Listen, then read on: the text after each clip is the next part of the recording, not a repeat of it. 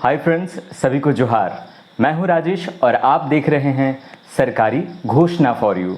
दोस्तों, आज हम एक ऐसी योजना की बात हम करेंगे जिस योजना के बारे में बहुत कम लोग जानते हैं। उस योजना का नाम है प्रायोजन योजना, यानी कि स्पॉन्सरशिप स्कीम। जानेंगे इस योजना के बारे में विस्तार से।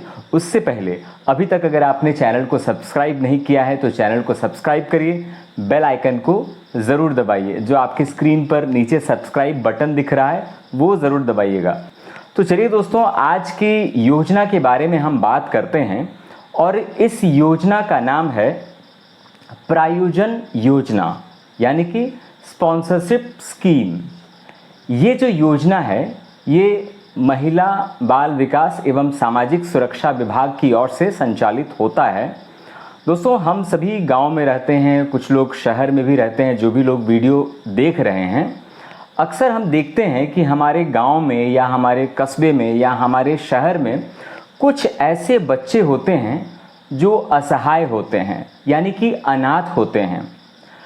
कुछ बच्चों के या तो माता होते हैं, पिता नहीं होते हैं, या तो पिता होते हैं तो माता नहीं होते हैं। कुछ बच्चे ऐसे होते हैं जिनके माता पिता दोनों नहीं होते हैं। ऐसी स्थिति में वो बच्चे जो हैं अपने परिवार के किसी सदस्य या रिश्तेदार के यहाँ जो है वो रहते हैं या ननिहाल में रहते हैं। कुछ बच्चे ऐसे होते हैं, गांव में अक्सर हम देखते हैं, कुछ बच्चों के माता पिता तो होते हैं लेकिन बच्चे साथ नहीं होते। कुछ सामाजिक कारण होते हैं जिस वजह से बच्चों को जो है वो छोड़ देते हैं। डिटेल में हम नहीं जाएंगे, लेकिन ऐसे बच्चों के लिए सरकार जो है वो प्रायोजन योजना लेकर आई है। इसमें प्रत्येक महीना बच्चों के पालन पोषण, अच्छी शिक्षा के लिए सरकार जो है 4,000 रुपये प्रति माह जो है उनके खाते में उपलब्ध कराती है। प्रोत्साहन राशि 4,000 रुपये। क्या क्या क्राइटेरिया है ये हम जानेंगे विस्तार से। पहले हम देखते हैं कि इसका फॉर्म कैसा है और इस फॉर्म में सारी जानकारी उपलब्ध है। तो अभी आप स्क्रीन पर देख रहे हैं फॉर्म। ये देखिए फॉर्म है। क्योंकि मैं पूर्वी सिंहभूम जिला से बिलोंग करता हूँ तो जिला बाल संरक्षण इकाई पूर्वी सिंहभूम जमशेदपुर का ये फॉर्म है और पूरे झारखंड में अमूमन इसी तरह का ही फॉर्म आता है। सबसे पहले आवेदनकर्ता का नाम, जो भी गार्जियन होते हैं उनका नाम, और जो बालक या बालिका होंगे उनका आवेदनकर्ता के साथ क्या संबंध है, नाना नानी, दादा दादी, जो भी संबंध है वो लिखना है। जो भी बच्चे हैं, किशोर किशोरी है, उनका नाम देना है तीसरे नंबर पर। चौथे नंबर पर पिता का नाम देना है। पांचवें नंबर पर माताजी का नाम देना है। छठे नंबर पर आप देख रहे हैं स्थायी पता, ग्राम, पोस्ट, थाना, जिला, और झारखंड के तो निवासी हैं ही। पिन कोड देना है, जन्म तिथि देना है, उसमें उम्र क्या हो रहा है, और उसके बाद लिंग देना है। श्रेणी में ST, SC, OBC, जनरल किस जाति से हैं वो देना है। विद्यालय का नाम देना है, किस विद्यालय में पढ़ रहे हैं।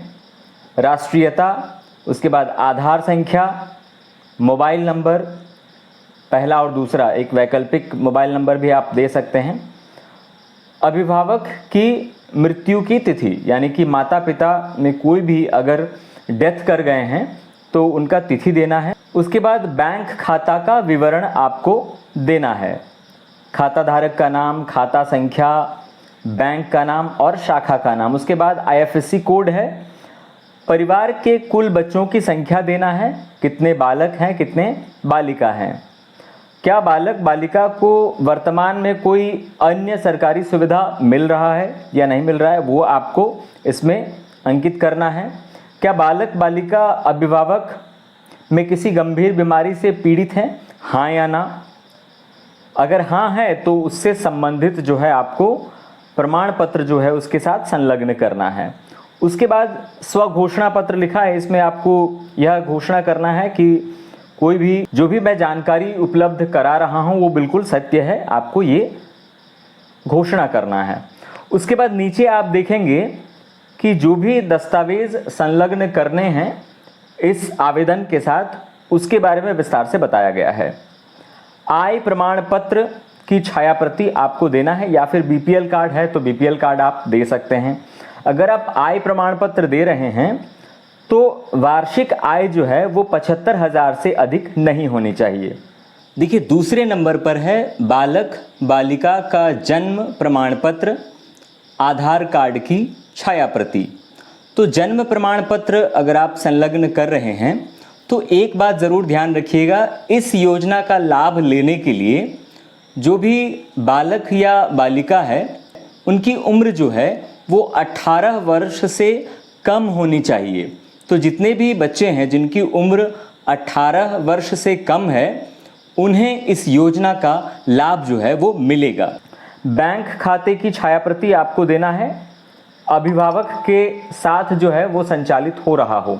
अगर उम्र जो भी किशोर किशोरी है उसकी उम्र अगर 10 वर्ष से कम है तो आपको अभिभावक के साथ होना चाहिए। 10 वर्ष से अगर अधिक है तो वो वैकल्पिक है, आप रख भी सकते हैं, नहीं भी रख सकते हैं। उसके बाद बालक बालिका का पासपोर्ट साइज फ़ोटो 2 लगेगा, उसमें अभिभावक का भी आपको लगेगा। अनाथ, एकल अभिभावक, कारावास या तलाक संबंधी दस्तावेज जो है उसके साथ संलग्न करना है। अगर अनाथ हैं, अगर माता या पिता में कोई भी अभिभावक अगर डेथ कर गए हों तो डेथ सर्टिफिकेट संलग्न करना होगा। या फिर अगर मान लीजिए माता पिता हैं और वो किसी कारणवश अलग रह रहे हैं तो आपके जो क्षेत्र के पारंपरिक प्रतिनिधि होते हैं, जैसे ग्राम प्रधान जी हो गए, मुंडा जी हो गए, उनसे आप लिखवा करके वो जो दस्तावेज हैं वो आप संलग्न करेंगे। 7वां है कोविड-19 पॉजिटिव रिपोर्ट, यदि कोविड से मृत्यु हुई है ऐसी स्थिति में। अन्य जो भी दस्तावेज हैं वो भी आप संलग्न कर सकते हैं। सरकारी योजना संबंधी अगर कोई योजना का लाभ ले रहे हैं तो उससे संबंधित जो भी दस्तावेज हैं वो संलग्न आपको करना है। आवेदक का हस्ताक्षर, तो जो भी आवेदक हैं उनका हस्ताक्षर और कोने में फ़ोटो भी ज़रूरी है। तो ये सिंपल सा फॉर्म है, इसको आप भरिए और इसको आपको जो बाल संरक्षण इकाई का कार्यालय है, चाहे वो जिला स्तर का हो या प्रखंड स्तर का हो, वहाँ जाकर आप आवेदन को जमा कर दीजिए। एक जो ज़रूरी बात है, आजकल जो उसको कंपलसरी किया गया है, उसमें ये कहा जाता है कि जो भी अभिभावक जुड़े हुए हैं, जो उनकी देखरेख कर रहे हैं, वैसी स्थिति में क्या होता है कि जब प्रत्येक महीना पैसा भेजा जाता है अकाउंट में, तो जो भी आप बच्चों की परवरिश में आप खर्च कर रहे हैं उसका आपको बिल रखना होता है और आपको हर 3 महीने के बाद आपको विभाग में वो दिखाना पड़ता है। उससे ये प्रूफ होता है कि बच्चे की जो परवरिश है या जो सरकार पैसे भेज रही है वो सही खर्च हो रहा है। तो ये महत्वपूर्ण योजना है। मैं चाहूँगा कि भले हो सकता है कि इस योजना का आप लाभ नहीं लें, लेकिन आपके माध्यम से आपके गांव में, आपके कस्बे में, आपके शहर में कोई अगर ऐसे बच्चे हैं जिनको वाकई ज़रूरत है तो आप ज़रूर इस योजना से आच्छादित करिए, उनको लाभ ज़रूर पहुंचाइए।